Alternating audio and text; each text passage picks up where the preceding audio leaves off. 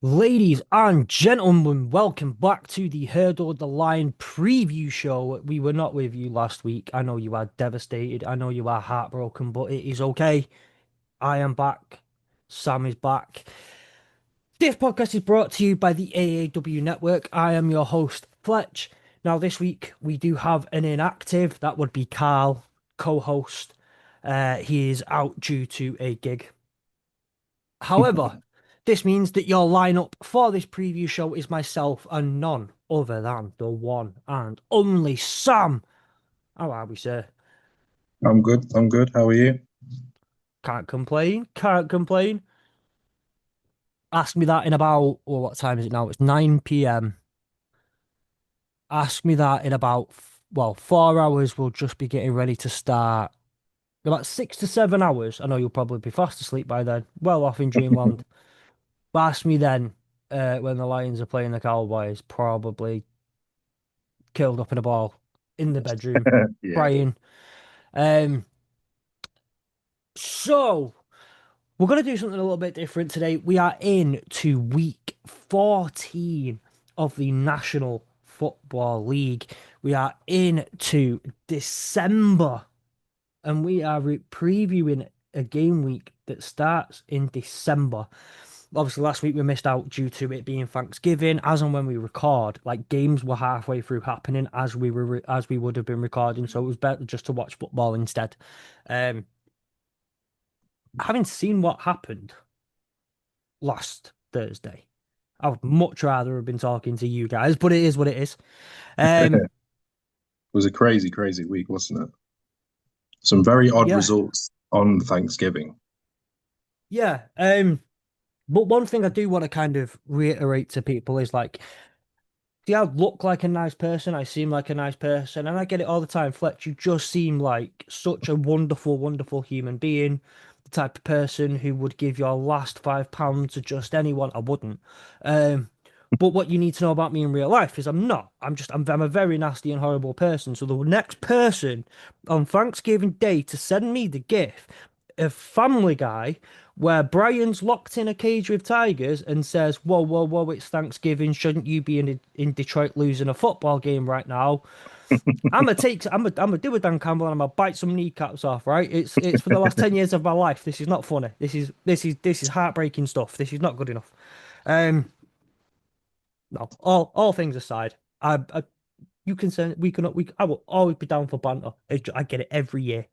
Every goddamn year, apart from last year, even we should have even lost last year's one. Matt Eberflus remembered what a timeout was with 30 seconds to go, probably would have lost that game as well. Anyway, enough about me having a whinge about Thanksgiving Day football. We are into week 14. There are 5 weeks of football left of the regular season, and this is just it's a heartbreaking time. I say heartbreaking. College football regular season's gone to an end. We've got playoffs, bowl games, and all sorts coming up. The NFL season is on its way to a close. Before we get into it, though, I'm going to do something a little bit different. I'll explain later. But before we get into it, don't forget to follow us in the AAW network on all social media. Join our free to join Discord server, and you can find all of the relevant links and information in the description of this episode. They're right below mine and Sam's beautiful, beautiful faces. If you are watching it on YouTube, right down there. If you are on an audio only app, then just go into the app and into the description of the episode. Anyway, we've got a bit of news to get through first. There's not too much that's gone on. It's a nice quiet period of the NFL. The trade deadline's passed. Nothing too crazy is happening. Teams are just kind of cracking on. There were a couple of bits we saw though. Adam Thielen has requested a trade from the Minnesota Vikings earlier this sorry, earlier this week. I will just pull up the Yeah, he got waived early this week. He's now at yeah. the Pittsburgh Steelers, isn't he? Yeah. So the Vikings released a statement saying last week Adam's representation approached the team and asked if we would be willing to release Adam, expressing his desire to play a bigger role in the remaining weeks of what he has indicated. will be his final NFL season. Following discussions through the weekend and out of respect for Adam, we have agreed to give him the opportunity to pursue more playing time elsewhere. Adam is one of the all-time great Vikings, and we wish him and his family continued success. So, Adam Thielen requested to be released. Say trade deadlines passed. The only way you can pick up a player is if they're a free agent. So they did that. He was waived. Uh, Adam Thielen himself has also released a statement saying that this is tremendously difficult for me to write and certainly not how any of us imagined this would go. As a Minnesota native, putting on this uniform over the years and representing this community both on and off the field has always meant that much more to me. The team is in my bones, it's in my heart, and it's part of my DNA. I will always be a Minnesota Viking. Since this past spring, I knew this was going to be my last season playing in the National Football League. Given that the Vikings have allowed me the opportunity to go and compete elsewhere for the last few weeks of my career. Minnesota will always be our home, and we are incredibly grateful to the Wilf family, Kwesi, KO, Rob, and everyone in the Vikings organization for bringing us back this August. This organization means the world to us from top down, and this locker room is filled with true professionals. With gratitude and love, I'll be back to retire. So we'll probably do one of those 1 day contract retirement things. Yeah, Um, so I mean, good for him, right? Good for yeah. him. I mean, He it's took the opportunity. he's he's I mean, he's from probably the last, I don't know, at least sort of like 5 years in terms when I've been watching. He's been sort of when you've been looking at wide receivers in the NFL, he's sort of synonymous to the Vikings and everything Yeah, that sort of is with the Vikings. So obviously he had his little stint in Carolina, which worked out quite well for him. He ended up being the wide receiver one there for at least a year. Although the team was trash, he actually had a fairly good season. Um, and then it's not worked for him. Like I say, he's towards the end of his career. Well, he's at the end of his career. He was slowing up, and I think it's kind of the right time for him to yeah, go now. I think odd move for him to then go to the Steelers, but it is what it is. yeah. His career is one of the really fun ones to talk about. It's one of those true like nothing ever really went your way. You just went out and earned Mm. every single thing. He went to Minnesota State College, which is like put it this way, it's a D2 college, right? It's a D2 college because like I say, he's from Minnesota. Well, he's from Minnesota. He's from the Lakes, Detroit Lakes area. Um, he goes to college. He plays well in college, but doesn't really like anything. Like he doesn't get on anyone's radar. He wasn't invited to the combine. He did a regional combine thing, and then he was invited to a super regional combine.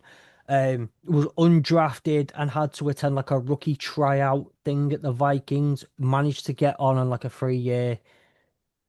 I say barely any money. It's money that like you and I would not sniff at once. Yeah, 1.5 million over 3 years. I'm not saying turning down 500K a yeah. year.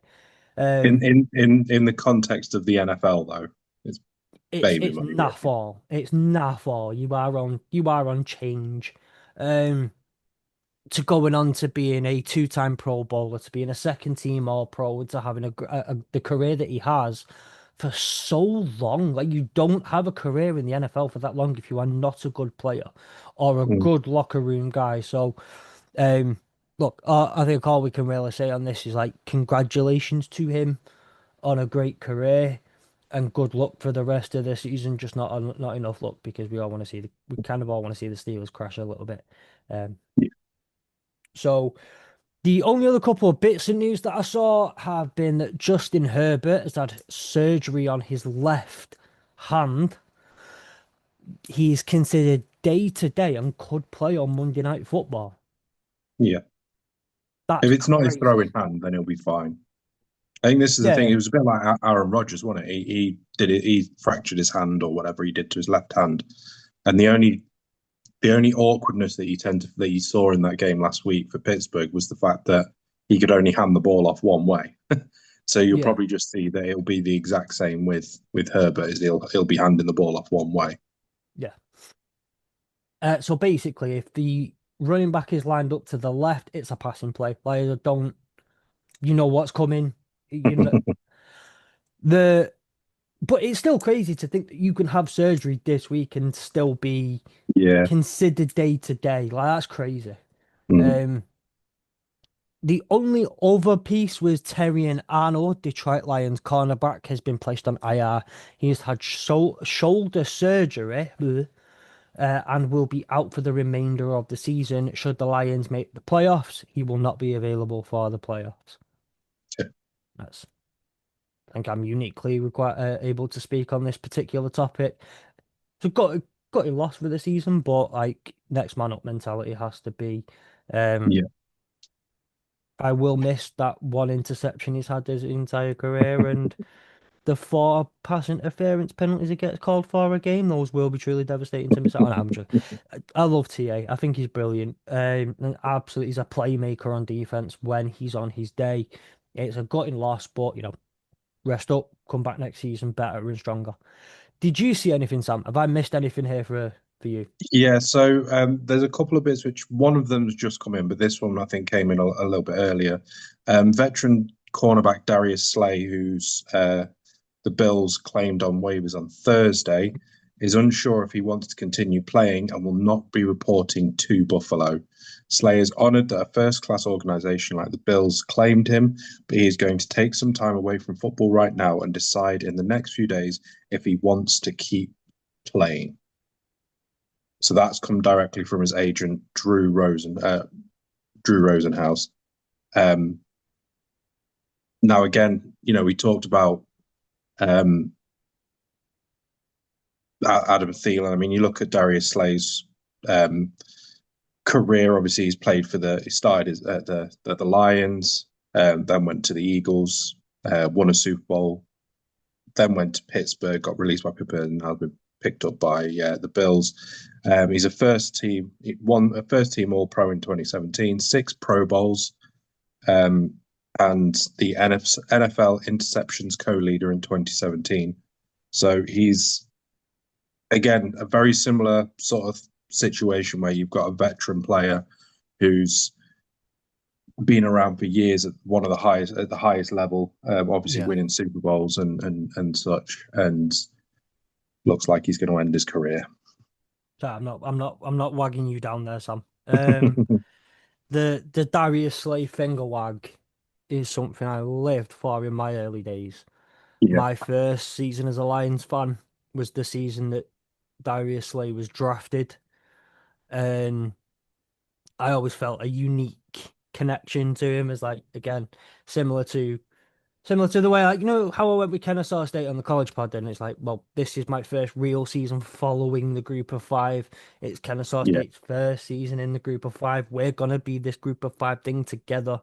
Um, that's kind of how I felt about Darius Slay with the Lions. Like it is just we grew into that. Me and Darius Slay, we went through it all together. He hadn't got a clue who I am, but we went through it all together. Um, in becoming Lions. So I the always I only love him. the only other bit of news that I have is that the Commanders have upgraded QB Jade Daniels to a full participant in today's practice. He's trending in the right direction to start against Minnesota. So good news for Right. the Commanders. Obviously, he's probably spent at least 60% of this season injured, so it'd be nice to get Yeah. him back. Although they have no shot of making the playoffs, they have the possibility of ruining other teams. Yeah. So And that's what you want to do. Like you're on yeah, hate watch at the moment. yeah, Um awesome. Right. So I want us to do a couple of things real quick before we get properly into the episode. And again, I will start to describe what we're going to do because it's going to be a little bit different. Monday night football. Not too much. I feel like we don't have to have too big a discussion on this game because it wasn't a big it wasn't one of those kind of games where there was much to come out of it. The New England Patriots absolutely kicked the living daylights out of the New York Giants. Patriots yeah. go 31, they won 33-15. 15. At one point, the Patriots were, let me double check. I watched the game and I can't They were remember. 30-7 at half time. Yeah, it was 30, yeah, 30-7. It was 17-0 up at the end of the first quarter. They pulled one touchdown back, and then it was a touchdown and two field goals to end the half. It wasn't, it was an ugly game Mm. for the Giants. Again, I sat up, I watched this game. Jackson Dart has a death wish, I'm convinced. Um, I am genuinely of the opinion that he doesn't like he wants to live full, a full but short life. Yeah. I, Um, I did see obviously the hit that Ellis put on him on the sidelines. I still personally think, I know the rule is, yes, he's in play, so he is fair game, but he was running out of play. You did not need to go and put a bigger hit on that. That should, in my opinion, that should have been called. And it wasn't until afterwards that it would, because it's one of those where it's, I think that borders on roughing the passer, or if you don't want to go down that line, unsportsmanlike conduct, because it's unnecessary. You don't need to unnecessary make that hit. roughness. Yeah. So yeah, Um, you go down the unnecessary roughness pass, but I think it was unnecessary. It didn't need to happen. He could have easily just guided him out like most of the teams, other players do, and he chose to leave a hit on him, which I think, tactics of the game. I get it, but do you know I who I just think think ruined this for everybody else? who, Mahomes. Mahomes well, has yeah, ruined it. Because yeah, how many times has he gone to and listen, you can, I know you're listening. Um, you can how many times have you seen Patrick Mahomes go running out of bounds? Someone slows up to stop the tackle, and then the he fake, jumps in for a couple extra yeah, yards, and he's like, I think there was one point, I think Mahomes was genuinely running out of bounds. I think he got to a point where it was too close for him to try and mm, get sneak. Then someone comes in and just twats him for a into next week. But if it just those little things have ruined it for a few people and some of the quarterbacks. And the thing is, Jackson Dart is a slimy little. I love him. Don't get me wrong. It's not a dig at Jackson Dart. mm, He's slimy. If he can get them extra couple of yards, I feel like he'd be one of them to go and get that extra couple of yards and just yeah. take it. Um, It but no, just it's it fair. I felt agree with you. egregious. At the end of it, it was legal, and the offensive line, as they inevitably always do when the QB gets hit, is they do get involved to back up their QB. But I do think that things like that, because to me, if or the way he's hit him, if he lands on his head, you could potentially be looking at him going into concussion protocol. Yeah, And and to me, that's unnecessary. We don't want to be yeah. injuring players. No, I get exactly where you're coming from, and as a whole, I do agree. I'm just saying, I just think Patrick Mahomes doing those couple of slimy little Yeah, runs he's has kind kind of of ruined it for ruined. everyone. He's ruined it for everyone. Yeah. Um, the one other thing I want to mention, because again, it wasn't a particularly good game. Drake May looked fantastic. He was 24, excuse me, of 31 for 282 yards, two touchdowns, and no interceptions. He's not had a 300-yard passing game yet, and we're talking about him as MVP without a 300-yard passing game. And again, that's not a slight at Drake May. It's a no, he's not getting 300 yards passing. He's just efficient with the ball, putting it in the Mhm. right places, moving the ball the right way. He doesn't need 300 yards. He gets some yards on the ground, but overall, I think it's more a testament to how well that they're It's his playing. decision. Yeah, it's his decision making and the play calling to get him in those positions. I think, he's because you look at this team and obviously, Carl's obviously the Patriots fan who's usually on here. That team on paper should not be 11-2. Now, everyone always is obviously going to go on about their schedule and how easy it is, and it's a lot of cupcake games. But at the end of the day, they can only beat what's in front of them. And Yeah. they're just performing extremely efficiently under Vrabel. Yeah. And you can only give them credit. Vrabel's setting them up in a way that makes them efficient. And it Yeah. is very much. it's very Bill Belichick-esque. And I think that's what's grinding a lot of people's gears because it's like we thought, Patriots, we may not see them for another 10 years, good riddance and all of this. And they're back after 5, and everyone's like, well, this isn't right. So, Yeah. you know, It's one of them. You got to be, if you're in the AFC East, you're a bit like Tom Brady's gone. They're mhm, done. Oh, for crying out loud, they've just landed a generational talent at quarterback. Of course they have. And yeah. it felt like that in the NFC North. You get rid of Brett Favre, and then it's like, oh, for crying out loud, man. You get Aaron Rodgers and Aaron Rodgers. And even then, like, I don't rate Jordan Love that highly. I'm sorry, I just don't. But at the same time, Jordan Love is not a, I'm not exactly calling him bum either. Turn up, Jordan Love's a very good quarterback. And you're like, for crying out, can you not just have one bad quarterback? And you not just One. have a a Mac Jones or you know, or It's someone the like that.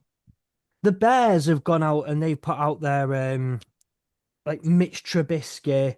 They've gone out there putting out Justin Fields not being good. They've gone out there and put out some of what horrendous stuff they have. Okay, granted, we had Matt Stafford for a while, and then we've had Jared Goff. Neither of which exactly are bums. I know we Mm, disagree on how good Jared Goff is, but he's not a bum, right? no. But even then, just before that, like Dan Orlovsky, he didn't even know how long an end zone was and ran outside the end zone. Everyone's had to deal with having at least one bad quarterback or someone who's not great. And then the Packers do it, the Patriots are doing it. At least they've had some terrible stuff in the middle and had to deal with some of it. Um, Yeah. the one other thing, and it's the funniest thing ever. We even posted it on our social media. Young Wei Koo, what you doing, man? Um, Did you see his excuse afterwards as well? It was even the worse. ball moved. Yeah, the ball was moving, so he couldn't. He pulled out of the kick. No, you didn't. You just kicked the ground, you idiot. It was. I was watching it, and you just go, no, we didn't. Like I've seen something wrong. I've missed something, and then they start showing the replays, and you're like, oh Mm. God. Did you see Jackson Dart's reaction? No, I didn't know.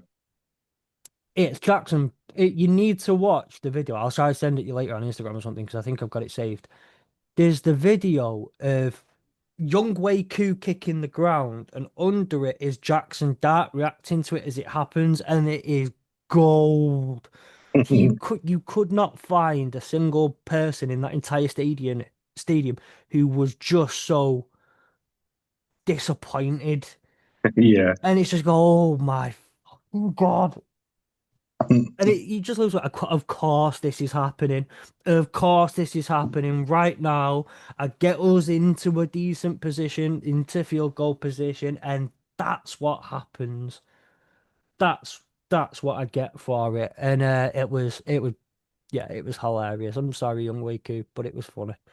Um, okay, so what we're gonna do today is last week, Thanksgiving, Pro Bowl voting opened, and while but we're a week into it, and I'll go through in a second what you can do for Pro Bowl voting.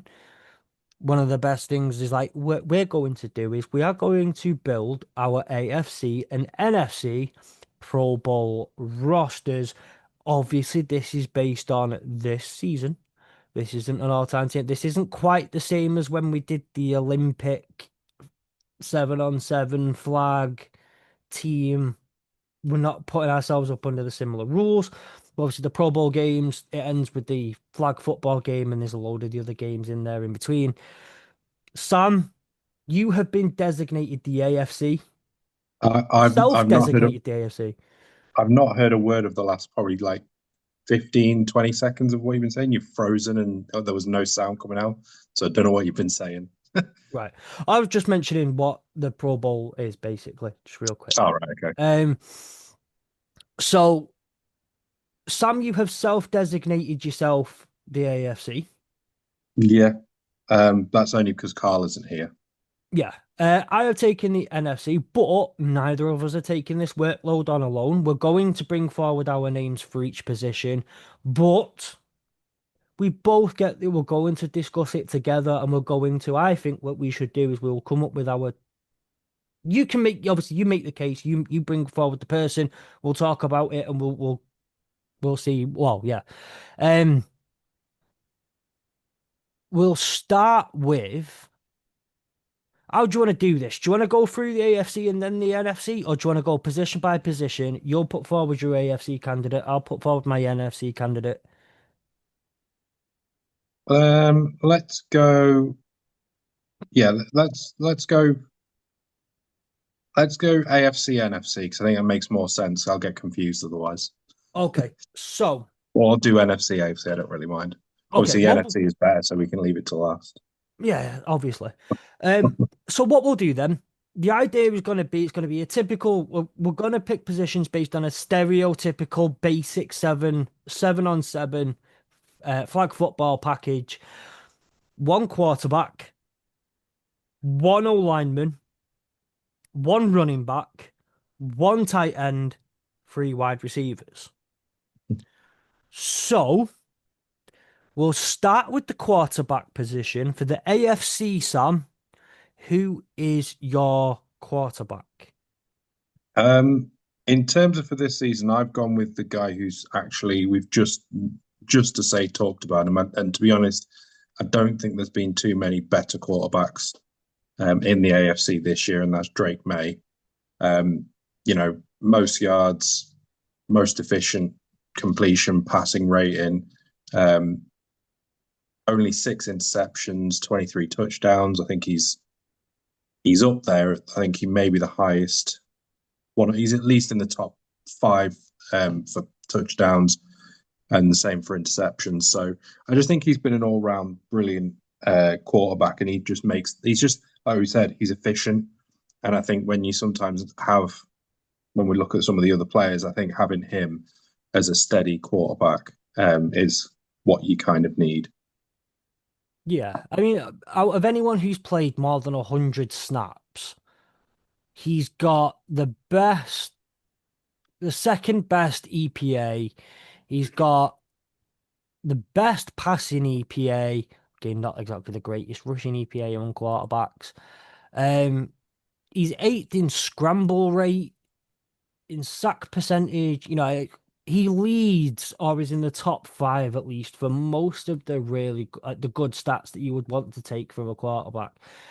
And if we're looking at a flag football game here, it's not just that he can sling the ball and move it well and whatnot. He can run and he can get on the move and he can do those things as well that are important in games like that. Yeah. So I like the vote for Drake May. I think that's absolutely the right choice given this year. Um, and I totally appreciate that one. And it seems like that one went over very, very quickly, and we did really well at that one. Yeah, I think that's. I think of all the ones, the only one that I think could have potentially challenged him would have been Patrick Mahomes this year. But I still think that there's still a way for him to go. Yeah, entirely fair. So move on to your O lineman.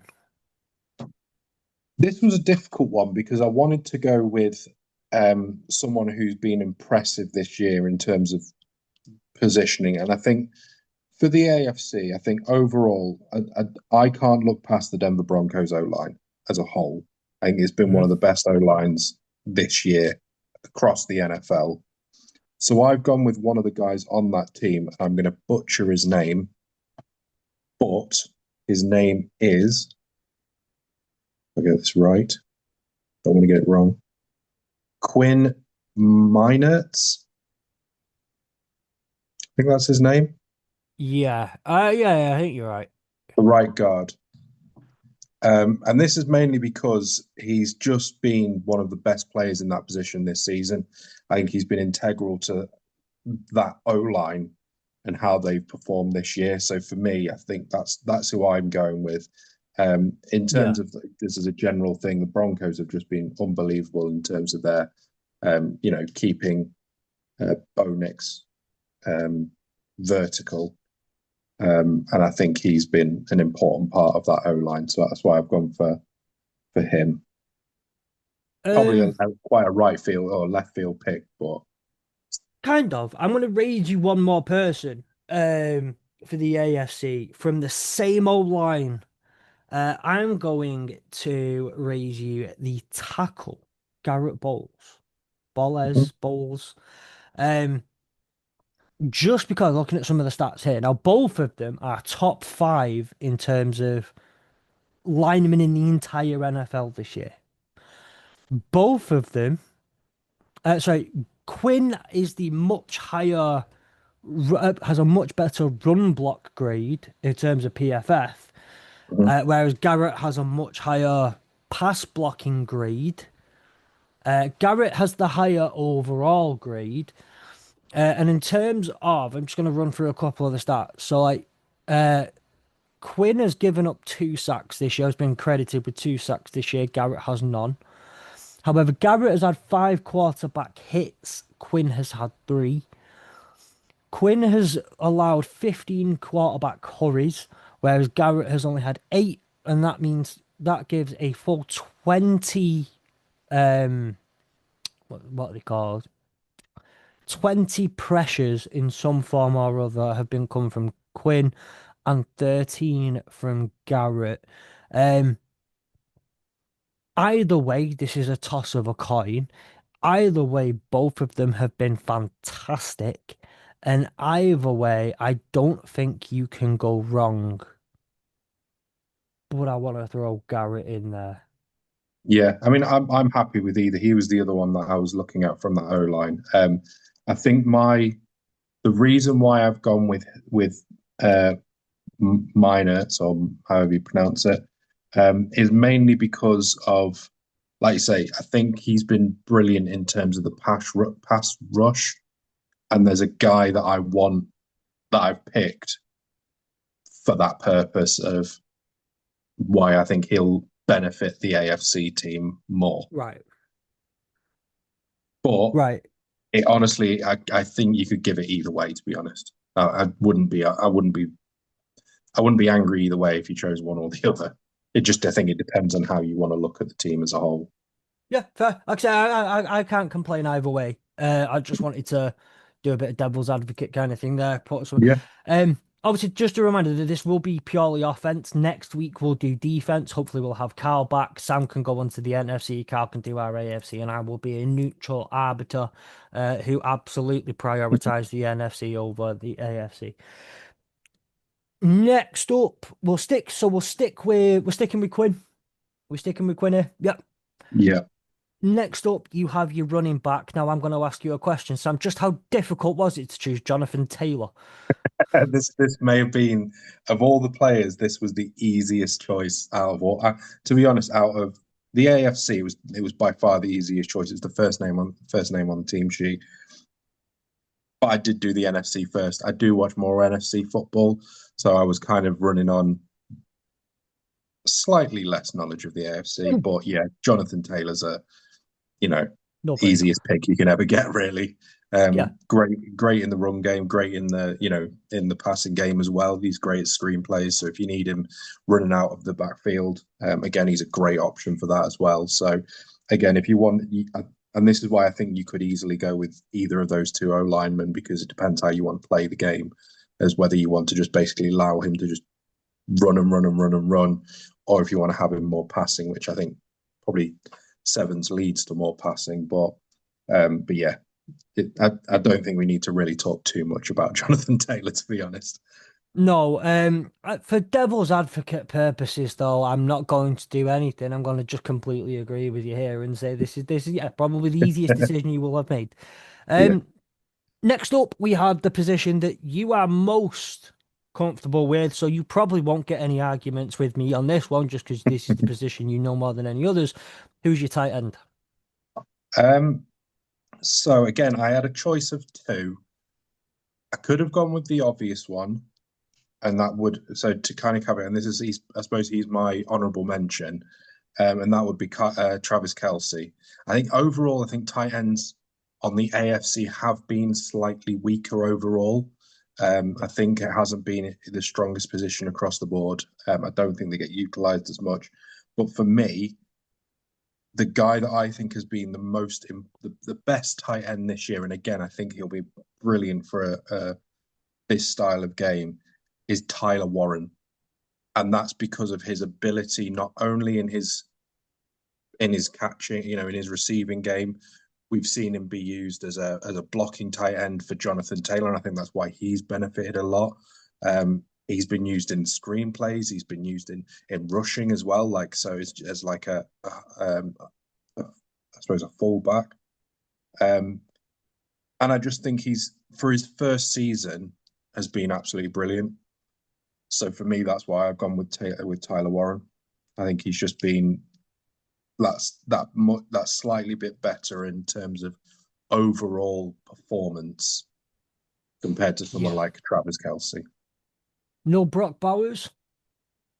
Or is it with He's like been injured. I think that's the problem. yeah, Is with he's the been injuries? injured. I think had he had a full season, he would probably be in there. But I think I can't put someone in who's as you know, this is a lie. I was about to say I can't put someone in who's missed half the season, but we'll come to that because I have put someone in who's missed half the season. Um, so yeah, so I think Tyler Warren for me again. Probably Brock Bowers would have been the pick. I think like Tyler, I say Travis Kelce has probably been the other one. That's probably been in and around that. But yeah, for Yeah. me, Tyler Warren. No, entirely fair. I just wanted to. Next up is I'm not going to argue with you on this one. Next up, you've got wide receivers. Now, I'm not gonna say if we take out the idea of having an X and having a Y and having a Z, if we take out the idea of a number one, an outside guy, a slot, just give me three wide receivers and then we'll go from there, I guess. Okay.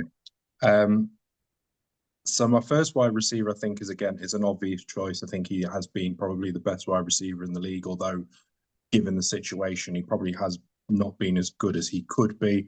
And that's Jamar Chase. I think even though he's had all the difficulties at quarterback with having three different quarterbacks, he still leads the AFC in yards, which is absolutely mental. And I think that more showcases the I suppose the not poor quality, but overall performances and injuries that the AFC has had to deal with. And I think that's why I've kind of chosen Jamar Chase as the first one. Overall, Yeah. has had the most yards.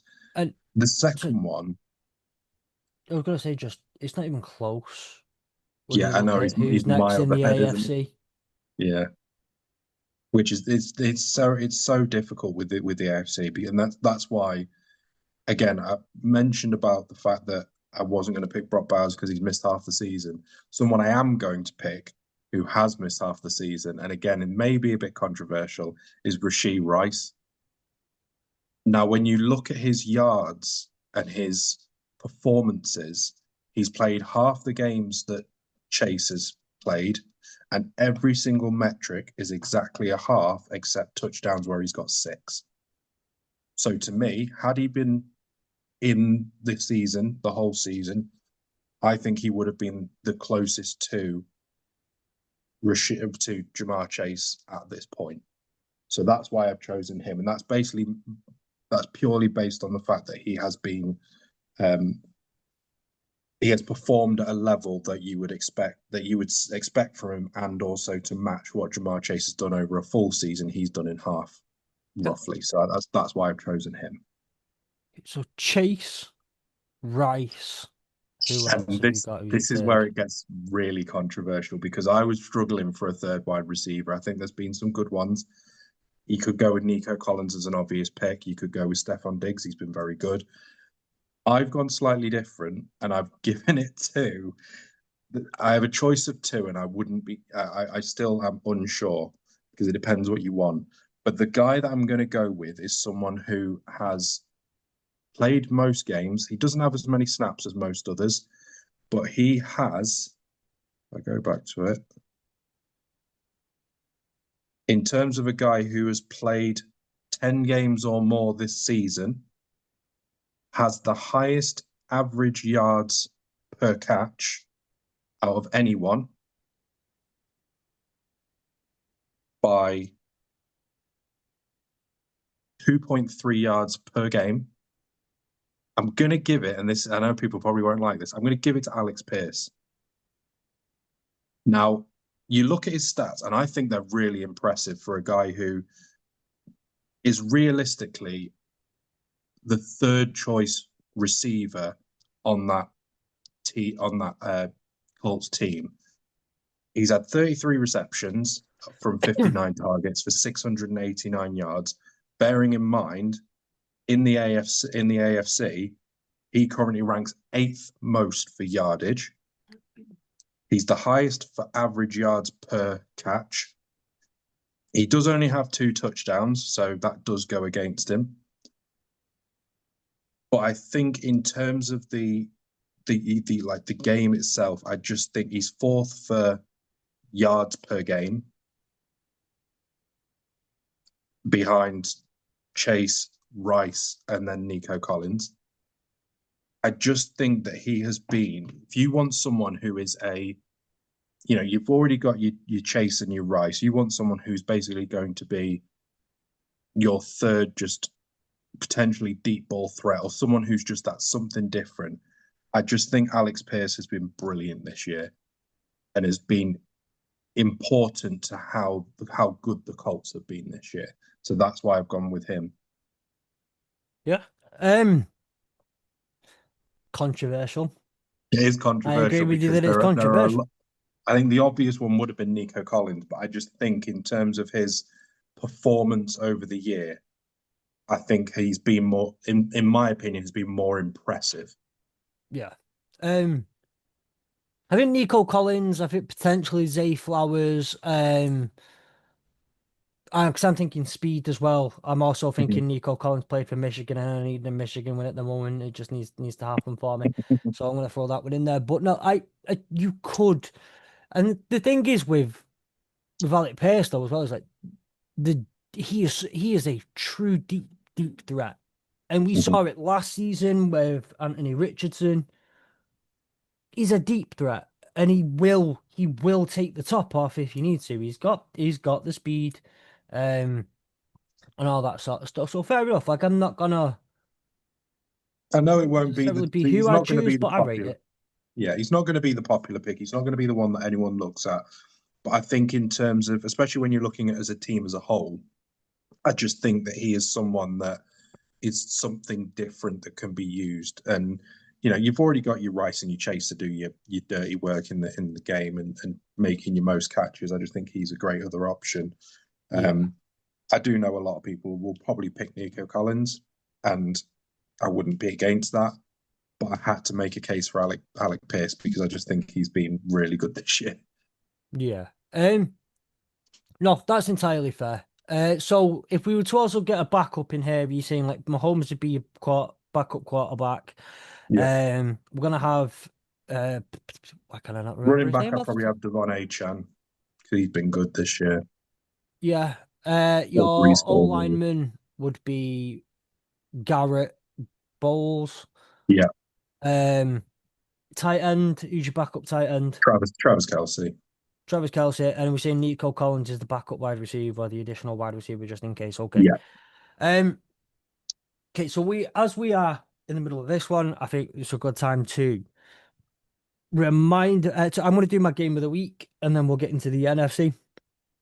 So my game of the week this week, it should probably be the Lions and the Cowboys.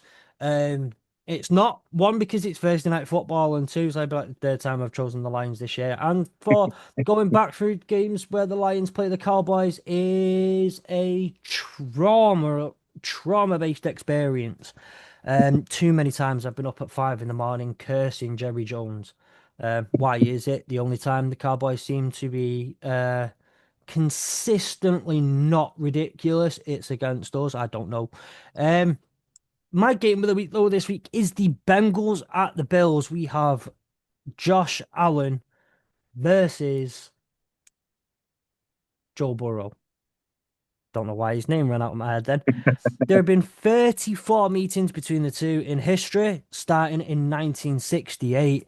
The record, Sam, is 17-17. It is Right. split right down the middle. The Bengals started the series 4-1, obviously, so winning the first. I think they won the first one, lost the second, and then won three in a row. Started 4-1. So you're probably thinking, and they dominated most of the early matchups. It was not particularly close between the two franchises as of 1960, from the first few after 1968. So you're probably thinking, but the score's even. Does that mean the Bills had a really, really good run? Yes, it did. Yes, it does mean exactly that. They've met three times in the playoffs. In 1981-82, they met in the divisional round. The Bengals won. In 1988 and 89, they met in the AFC Championship game. The Bengals won. After that, that game clearly sparked a something in the Buffalo Bills as they then went on a 10-game winning streak against the Bengals that lasted until 2010. So they say, but they have met three times in the playoffs. They also met, as you will probably remember, in the 2022-2023 divisional round, in which the Bengals beat the brakes off the Bills. That's fun to say. There's a lot of B's in one go. The Bengals beat the brakes off the Bills. The Bengals then lost in the championship game to the Chiefs. Funny fact though is like the first two times they played in the playoffs, the Bengals also won. They also played each other in season that season, and the Bengals won that as well. So in 81-82 and in 88-89, the Bengals beat the Bills twice. In a very short. And I realise just saying this all now, that is a lot of B's Mm, mm. A lot in of very B. short span of time. So, um, yeah, whoever takes this takes the series. And these always seem to provide really good games. These are always quite offensive games, good defensive chess matches. Don't quite know how this will go. Both teams have been disappointing this season. Bengals because they've been without Joe Burrow. The Bills because they've just been disappointing, and we've made no qualms about how disappointed we have been in the Bills. The Bills have to, while the Patriots are on a bye week, they have to make a statement. They have to put Mm. something down for the AFC East to keep with somewhat reaching distance of the Patriots. But I don't know, and I'm genuinely unsure as to how this game's going to go. I think if they don't win this week, they have to win out and they have to hope that the Patriots lose out. Which ain't happening. No. So this is a must win for them if they want to win the NFC, the AFC Yeah, East, in my you opinion. have to. But even just in that sense, to keep the playoff hopes alive and to keep the challenge for the playoffs, because games like this, they're important when it comes down to the playoffs. Yeah. Oh, I guess so. Hang on, they're 8-4, so probably I not. think I think just given the fact that the other teams in the AFC have been generally trash, I Yeah, think they're well within the playoffs. But I think again, it's very much now situational. Do you really want to be going into the playoffs, losing against the Bengals, then having to go? I think then the week after they've got the Patriots. They got the Patriots after the Bengals. Um, they do. They have the Patriots coming off a yeah, bye. so if they go into that game 8-5 with the Patriots coming off a bye, pretty much guaranteed the AFC East. They could end up losing that game and then being eight and And, six. and it's at the Patriots as well, don't forget. Yeah. At the Patriots. So they could end up going into those final 2 week games against or sorry, final 3 weeks against the Browns. Where are the Cleveland Browns? Yeah. We're the Cleveland Browns. The Browns, Eagles, and Jets. They could potentially then be going into the playoffs if they lose. Probably if they lose to the Bengals, Patriots, and Eagles, beat the Browns and the Jets. That's Realistically, they could 10 be and going into 7. the playoffs as 10-7, whilst also not only that, but also losing three of your last five games. You're not just talking wild card, you're talking probably at the bottom end of the wild cards as well. You're the Which sixth or means you'd seventh be seed, looking at potentially playing the either Patriots someone like the Bengals, sorry, the Broncos, the Colts, or the or Patriots. the Patriots. Could you So imagine if you'd got triple dicked by the Patriots? yeah, It's exactly. so hard. And that's the thing for the Patriots, though, is like I can't remember. I can't think if you can or not because I can't remember all of the Rams' previous playoff teams. But playing a divisional opponent, like how hard it is to beat a team three times in one Mm. season. Yeah, I mean That's the difficult. the season we went to the Super Bowl, not the first time, the first time maybe. No, was it the second time? We lost to the to the 49ers twice in the season in the league and then beat them in the NFC Championship. It's almost it's almost impossible to beat a team three times. By that point you have too much information on them. Yeah. And Um, I just think as well, for the sake of the preview podcast, we don't need Carl going into the divisional games with bitch slapping the Bills three times. It'll be insufferable. So just don't let it happen, Bills. Just at least maybe face them in the NFC in the AFC Championship instead. yeah. Um, we'll see. But I said it's the implications of this game can be quite huge, particularly in terms of certain parts of the season end and start with this game. Um, moving on I think though, as well, probably it's also worth just noting as well because of the fact that I know that the Bengals are 4-8, but there is still an outside chance that they could still win the division. Outside, very outside chance, but yeah, they could still win their division if things go their way.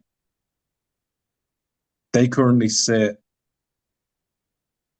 Where is it?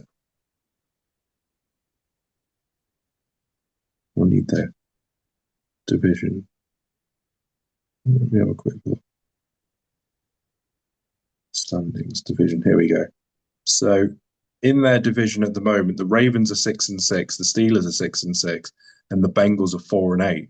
They do still stand a chance of making that of winning that, given the fact they've got to play the Ravens at least one more time. So they're going to want to, especially that again, their final three games are the Dolphins, the Cardinals, and the Browns. They're going to want to win, and the Ravens before that.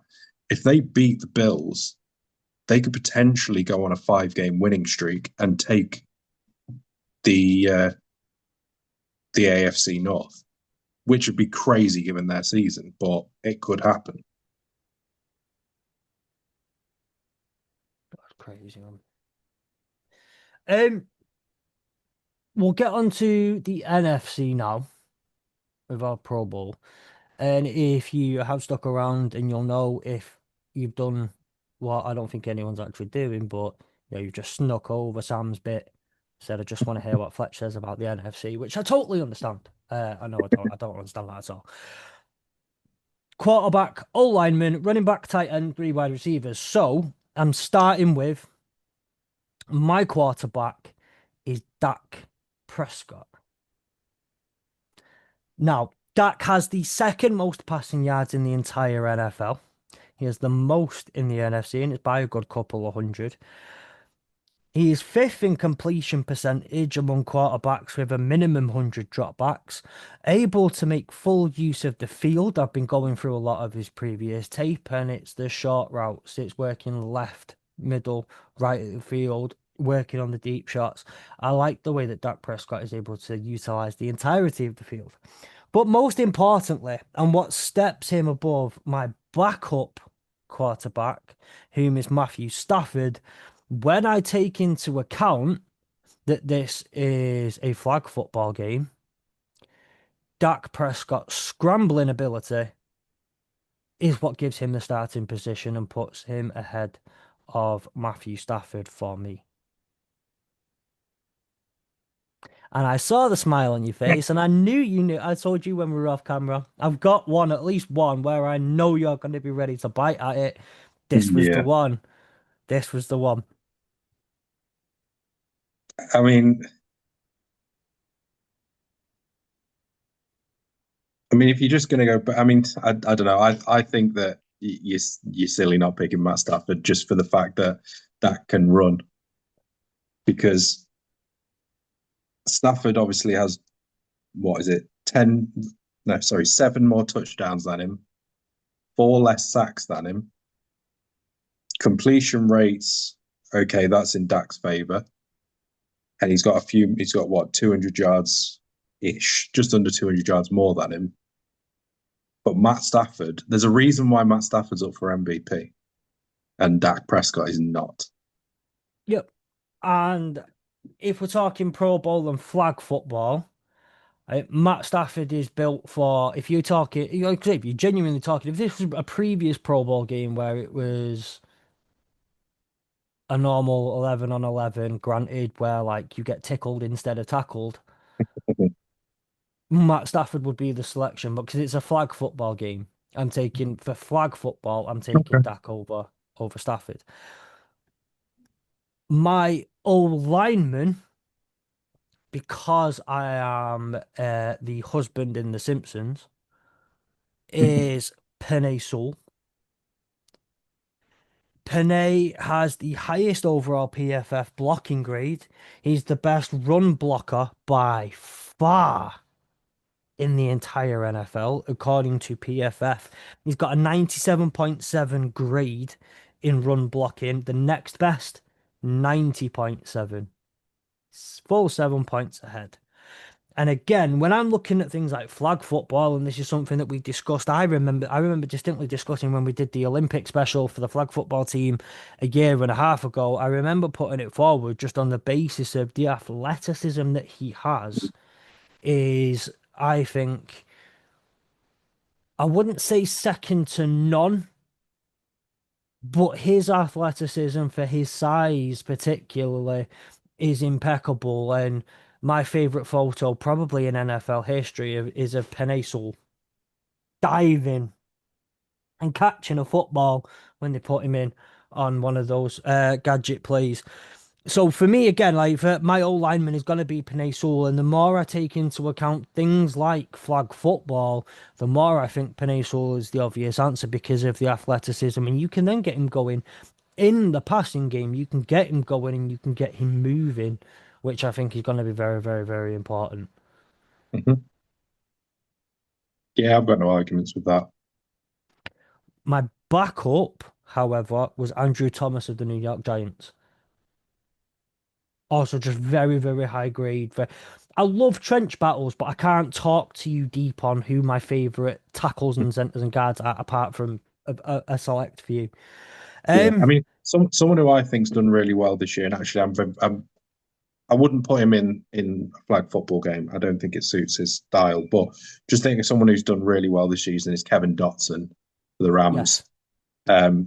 I think yeah, he's eighth for sacks allowed, 31st for hits allowed. He's only allowed 15 pressures. Sorry, two hits on Stafford, only one sack on Stafford, and he's only given away two penalties as well all season. I think he's overall has compared to a lot of other guards. I think he is one of the higher ranked guards. I think he was potentially like in the top five. I think he was. So I just wanted to mention him again because what yeah, with him being a Ram as well, obviously it was worth mentioning. But I just think yeah, he's been very good this season. yeah, absolutely. What? So moving on to running back, and again, I'm going to be Bart's dad. I'm going to be a homer. And I'm taking Jahmyr Gibbs. Let me just grab up because I didn't write these down on paper, but I did absolutely have. Wait, no, that's the wrong one. Didn't want that one. Now, the reason that Penei Sewell does have such a high run blocking grade is because of this young man right here. Now, this is a 1A, 1B scenario. I think you're not going to have to look very far to figure out who my running back two is in this team. That'll be Bijan Robinson. So you can be happy with that one. I'm not overlooking Bijan, and it is very much a 1A 1B scenario. I could put one in and take one out and be happy, but I'm a Lions fan. Sue me. Jahmyr Gibbs is the only NFC running back with over 1,000 rushing yards, the fourth most in the NFL. I know that Bijan is only just behind by about 20 yards. Again, when I say these things, 1A, 1B, I'm not talking 1 and 2, I'm talking 1A, 1B. The difference for me being that Jahmyr Gibbs has 10 rushing touchdowns, Bijan Robinson has 5. And then I'm just going to throw in, where have they gone? I don't think they're going to be in this list. We'll have to look a bit further down. Um, Jahmyr Gibbs is, hang on, 41st in the passing game, if that's what you were going for. well, I've got 40th here. Uh, and yeah, I mean, well, he's not going to be, well, I don't think he's, yeah, he's got more receiving yards, because I can't even see, no disrespect to Bijan here, I can't see Bijan even in the list of the top Oh, 50. he's higher. He's 19th. He's got 594 yards receiving. Oh, okay, and two in the air as well. Yeah, Um, 2 touchdowns in the air. He's got 3. Gibbs has got 3. yeah, so I mean, we're talking as far as yards from scrimmage go. Bijan Robinson has about 100 more. Gibbs has more on the ground. I think both of them again. And again, I don't want anyone thinking. I'm going to mention this one more time. It's a 1A 1B situation. It is not a 1 and 2. It is a 1A and 1B. I take Gibbs as number one, but it's not a thing. Um, but Bijan Robinson is the clear and obvious other name on that list that you can chop and change. Was neither of those two were on mine. Really? Yeah. It's when you talk about, and I think one other thing, by the way, that I did want to mention on why, and again, you can put the O line in on this as well, and granted with the O line,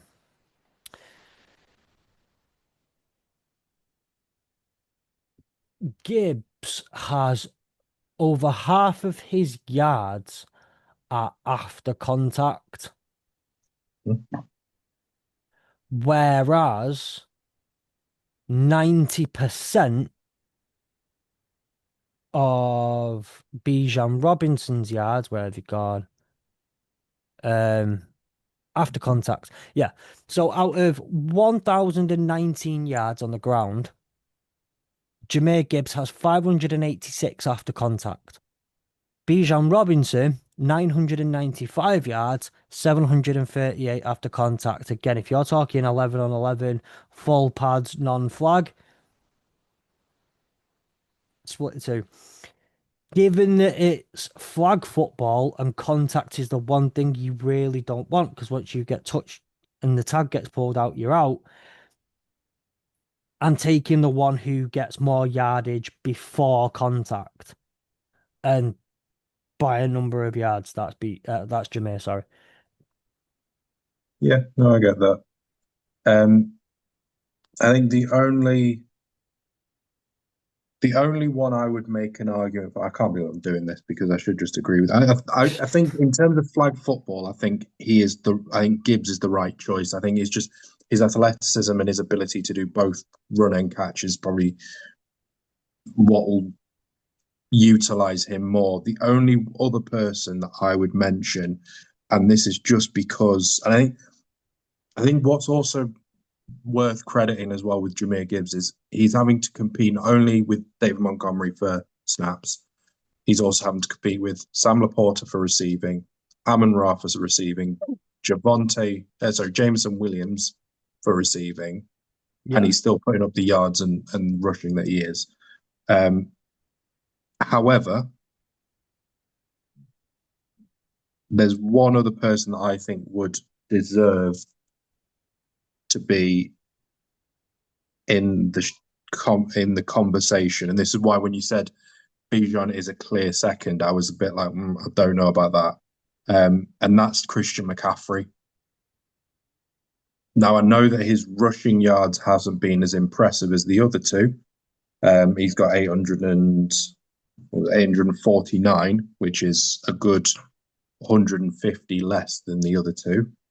Um, he has also put up 800 yards in the air as well. So he's got 849 on the ground, 800 in the air. That means his total scrimmage yards is 1,655, which is better than both Gibbs and Bijan not put together, but in both of those. He's also managed to get 13 touchdowns, which I think equals him with Jahmyr Gibbs. The only thing that obviously, if we're talking about yards after catch, of those 806 yards, 600 of them were yards after catch, yards after Yeah. contact, sorry.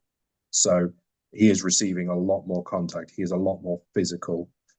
So he is in that sense probably where he falls down compared to Gibbs. Gibbs is a lot more elusive and can avoid the tackles rather than actually just get through them. I think personally it would. To be honest, I think you could choose any of those three and you wouldn't go wrong. But so I would accept Jahmyr Gibbs on the basis that he's probably a little bit more elusive and he's a homer pick. Yeah. Yeah. Yeah. And I think one thing that I do want to mention as well, by the way, for those who are listening and aren't sure what we mean by suiting flag football, again, I think it's flag football is all about pace and athleticism. You can be, we can get big bruises in if we want, Mhm. but they're not going to get many yards because you're downed when the tag's pulled off you, not when you're pulled down. So it's remembering that you need fast people, you need guys who are quick, who have, who are quick and shifty and all that sort of stuff. That's the thing you need the most.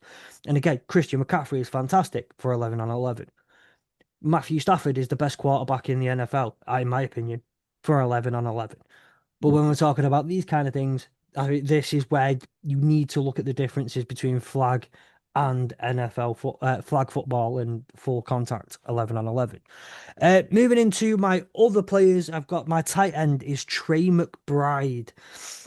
Again, this Easy, was a toss up. easy choice. This was actually, to be fair, not necessarily. And I put this down between him and Jake Ferguson. Um, both of them are somewhat similar in yardage. Both of them are somewhat similar. I think Trey McBride has quite a few more touchdowns.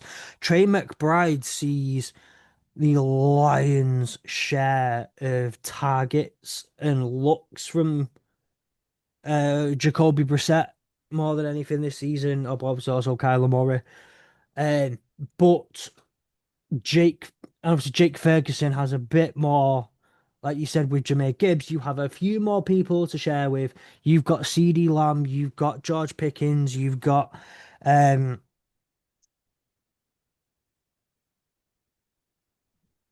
what's his other name now? Anyway, you've Devontae got Williams. well, yeah, you've got Javonte Williams and then moving the ball on the ground a little bit as well, and Javonte Williams gets in the passing game. You've got a few more people to compete against. So I think that as very, very good and as impeccable as Jake Ferguson is, Trey McBride does just take the biscuit a little bit more than Jake Ferguson, and it's not quite the 1A, 1B I think of for Yeah. Jahmyr Gibson and Bijan Robinson, but it is still somewhat in the realms of 1A, 1B. The other one I think I could kind of put in there is Dallas Goddard because he's someone who Jalen Hurts likes to target. He's a good pair of reliable hands. I'm not necessarily looking with my tight end for the most we said like for the most athletic, you're not talking the most athletic position on the field anyway. What I'm looking for is when you get in the red zone, still going to at least be a somewhat safe and reliable pair of hands. For me, it's Trey McBride, but with Jake Ferguson as a close second in the NFC. Yeah, I'd agree with that. I'd Trey McBride all day. I think it's. I was looking through because I initially wanted to put Jake Ferguson down because I thought this year he's been brilliant. And I also want to make a shout out, and it's a shame that he got injured to Tucker Craft. Again, he was another one Yes, that I think yes. had he not got injured, he'd have been in the conversation. He's Um, but I just think, yeah, the importance of Trey McBride in terms of his physicality in the end zone is what you need for flag football. You know, if you're on that sort of you've got down there, you need someone who's reliable, who's going to get you can if you throw to him, he's going to catch it. And I just think Trey McBride is one of the best tight end catchers in the league. and he's a great route runner as well. He's a Mm. really good route runner. And again, if you're looking for a bit of shiftiness, he's not the fastest player on the field. He's not going to be Jameer Gibbs. He's not going to be as fast as the wide receivers I'm going to name in a second. But what he will do is he will run very good routes. And again, that's important for getting that step on someone, for getting that footing. Moving on to my wide receivers, I'll do what you did. I'm going to throw my three out there. And then if you want it after that, you can have my number four. This is so blatantly obvious. Jackson Smith and Jigba. Like I Yeah. don't. If you are arguing, if you are sat at home in your car and whatever, and you're wherever, and you're arguing with this pick, argue with a brick goddamn wall. Don't even talk to me about it. It's Jackson Smith Yeah. and Jigba all E- day. even as a Rams fan, you have to admit he's been brilliant this year. Unreal, unreal. And let's have, I want to say I've got him just the NFC here, but if you look at the entire NFL, he's nearly 200 yards ahead of the next receiver, Mhm. I was quite who's surprised also that on my list. there's only three wide receivers who have over 1,000 yards catching, which I thought was bizarre. And all of them are in the NFC, They are. and all of them make this so easy to call. His next your next available person in NFL leaders is George Pickens. That's who I'm taking with my number two, my other wide receiver pick. Mhm. In I'm so impressive, and having Dak as the quarterback of this team, they have the relationship already. And number three should be no surprise that this is an LA Ram. I thought you were going to pick Amon Ra again. I was about to to start swinging. Amon Ra has had too much of a case of the drops this year. Yeah. So I'm not putting Amon Ra St. Brown in my top three. Normally, I would be, because again, incredible. But he's had too much of a case of the drops. Puka Nacua. It will be Yeah. Puka Nacua. Yeah. It is. Yeah. Um, He's. I'm never going to argue against that. I think he's one of the best. He's one of the best wide receivers in the league. Full stop. so my three wide receivers, Jackson Smith and Jigba, George Pickens, Puka Nacua, and as my backup, I was going to go with Drake London, but I didn't. There's only one other that I think you should go for then. It's Emeka Egbuka. I knew you were going to pick him. I knew you were going to pick him. He wasn't the one I was thinking of, but again, he's been a brilliant. He's been brilliant this year. Are you So thinking Wandale Robinson? no, he has been surprisingly good though. Not to me because I've been banging on the drum for Wandale for ages, but I think for a lot of other people, no, the one I was looking at was Ted McMillan. Yeah, And I mean, given the yeah. fact he's had to deal with Bryce Young as a wide as his QB, and he's still put up what seventh most yards in the NFC, as well as being sort of what one of the top six for touchdowns as well in the NFC. Can I just say, by the way, shout out to Jamar Chase because he's the only AFC player in the top 12 for Mm, receiving yards. yeah, and in there, And there's a tight end and a running back. Michael Pittman, T. Higgins, Quentin Johnston are the only ones in the top 10 in touchdowns, and they're all tied for fifth. Mm. That's insane. I think just the NFC's quality this year has been so much better. I would tend to agree. Um, By the way, I'm not arguing against any of those three. I think they have been the three best wide receivers in the league. I think the only slight that you would have of someone out of those three would be Puka Nakua's touchdowns. He's only got four, but yeah. I think that's just purely because of the way that um, Davante Adams has become a bit of a vulture demon for touchdowns for the Rams. Me and Tom were talking about it earlier, to be fair, funnily enough. The over shoulder fade in the end zone is a dying art form. Unless you are Matt Stafford looking at Davante Adams, and Yeah. then it is a lethal combination that you will use all the time.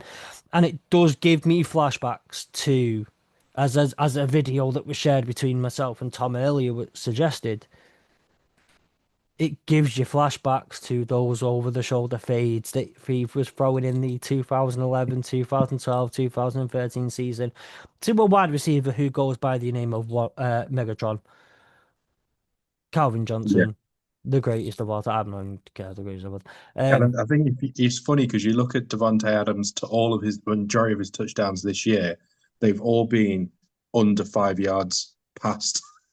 I think they may all have been under 5 yards past, which is insane. But at the end of the day, you need touchdowns in the end zone. You go to your most efficient guy. And that is Devontae Adams.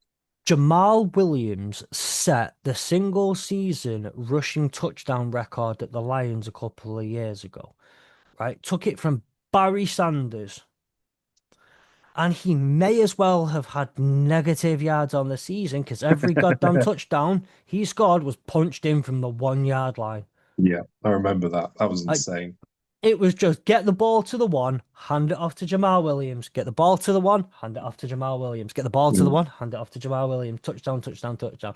Like he would be the only person with 17 touchdowns on 17 yards on the season. Like Yeah, it's insane to think that that was the way it went. But at the end of the day, it works. yeah, Do it. yeah. Um. So, but yeah, that's my roster for the NFC. Next week we'll look at the defenses. Again, Carl will take care of the AFC. Sam, you can be NFC, and I will sit here in the middle and back you up on the NFC and how much better it is. Before we do start to finish up, I've got to ask you this weekend, Sam, will you be playing any fantasy football? Most likely. Most likely, you're taking a week off. Any No, I've got loads of consider? fantasy football to do. I'm just Yeah, most likely. Just yeah. yeah, bit of Will sarcasm in Will you be having a flutter on any of the football this weekend? there. A couple of it. Again, it's possible. It's possible.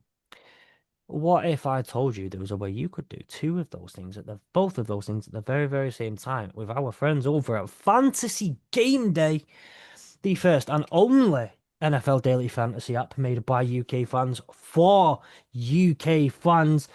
You can try again. You can set a lineup to a budget and compete against UK fans, content creators, podcasters alike, including myself potentially including Sam, potentially including Cal and some of the other some of the other crew from the Monday nights. Do you think you have what it takes to set and you know your fantasy football and can win a few quid in the process? Download the app and sign up to it using promo code HRDLE. That is hurdle without the U. There is no hurdle line without you. Beautiful. And you will receive £7.50 in free plays once you deposit and play for the first time because they are so nice. And when you tell them that we sent you, they treat you. It's really nice of them. With that being said, Sam, I believe that because we've got no Carl, Sam came up to me before and he said, Fletch, I know you're desperate to talk about Double Bomber. I know you want to say Double Bomber, and I know you're Yeah. devastated that Carl is not here for you to have the Double Bomber. So Sam has stepped up to the plate with the Yep, Double Bomber. Now, I you've got have. two things for us. Give us the Double Bomber and your fantasy picks for the weekend, your fantasy game day selections. Yeah, so it won't be as exuberant and as lively as Carl's, but we've got the sevenfold. Again, I'll stick with his format, sevenfold and ninefold. I think those are the two. The sevenfold to start with, I've got James Cook, Jonathan Taylor, Devon Acham, Bucky Irving, interesting one, Mark Andrews, Jackson Smith and Jigba, and Quinshon Judkins. £5 on that will land you a small £318 95. And then for the bigger one, the ninefold, you've got Tyler Warren, Josh Allen, Emeka Egbuka, Zach Charbonnet, Terry McLaurin, RJ Harvey, Devontae Adams, Jalen Warren, and Breece Hall. Now, £5 on that will land you a massive £5,250.35. So that's a pretty big one. And if that came in, we have an absolute laugh. In terms of on the fantasy game day side, again, as I always like to do, I like to pick some cheaper options. So again, I'm going to go with the guy that I mentioned for the AFC third wide receiver spot in Alec Pierce. Only 5,000. I think he's a great option. They go up against the Jaguars, who again haven't been great on the defense, and I think he could be a great option for someone who could pick up some good yards. My second is sticking with the same game is Jacoby Myers. Again, he's only 4,400, and I think he could be a good option given the fact that Brian Thomas Jr. hasn't been exactly all on form, and since Myers has joined the Jags, he's been brilliant. And then my last pick, again, is someone if you're wanting a really cheap tight end to be able to fill out your roster a little bit more, is Colby Parkinson. Again, he has managed to get touchdowns in a few of the last games for the Rams. And I think he's quite an interesting option at only 2,400 in order to, again, it's so that you're able to pick up some more premium players to stick in your lineup. I'll quickly double check his touchdowns. So for the last 5 games, he's got 3 touchdowns. So again, great option for someone who will guarantee you some points and will also allow you to get some more players. So those are the 2 double bombers and my picks for fantasy game day. I don't think there's anyone in there that's particularly unusual as a pick. I think a lot of those have either got touchdowns in the last 3 games or have not, or have multiple touchdowns. I think the only one probably is Jonathan Taylor, who's not actually managed any touchdowns since in the last 3 weeks or 2 weeks, I believe. Again, checking that. Yeah, 2 weeks he's not got a touchdown. The week before that, he got 3. So again, just someone to think about. And you never know, he might put up another 3 touchdowns. But yes, I think that covers everything on that end. Fletch has just disappeared momentarily, but hopefully he will be back soon. But otherwise, I think that's the end of everything that we need to go through. The only obviously thing is to look out for the predictions, which I think should go up onto Twitter. We'll share those soon. But I think that is everything. So I've gone through both double bombers, gone through the fantasy game day picks, and I think that's everything apart from Saturday to look out for our predictions. Yes, obviously the pick'ems will be out on Saturday. Um, I think that's it, Sam. I I think think so. that's everything covered. Um, that leaves me, without further ado, just to say a huge, huge thank you. And as an imploring that I did on yesterday's College Football UK podcast, this podcast is doing all right at the moment. We're picking up numbers, we're picking up retention, and I really, really, really appreciate every single person who listens to this podcast. Please remember, though, to turn that into follow us on social media, please. Follow Sam, follow myself, and please give us a. Try that again. If you are listening on things like Apple Podcasts, I can't remember if Spotify allow you to do it, or your podcast provider, if it allows you to give us a rating, please chuck us a review. Let us know what you think. Every single time it is so greatly appreciated. So, and that leaves. Please check out the College Football UK podcast. Please check out the review show, which will be out on Tuesday morning at 6 a.m. British time. And we will see you next week for the week 15 preview.